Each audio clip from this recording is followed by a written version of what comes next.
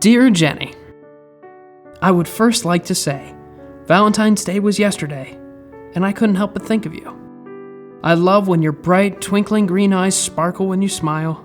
I love the dimples that crease your rosy cheeks. I love how the creamy tomato sauce caresses the bacon.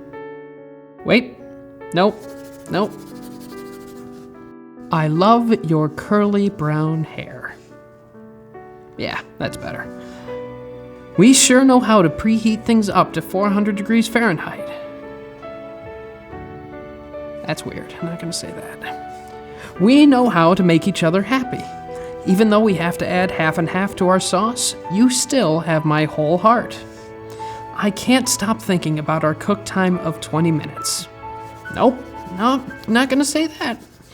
I can't stop thinking about our future. So remember, no matter what happens between us, whenever you have any doubt, you'll always need 1 pound of boneless, skinless chicken breasts to create this recipe. Love, chicken pasta with bacon and spinach in creamy tomato sauce. I mean Sean.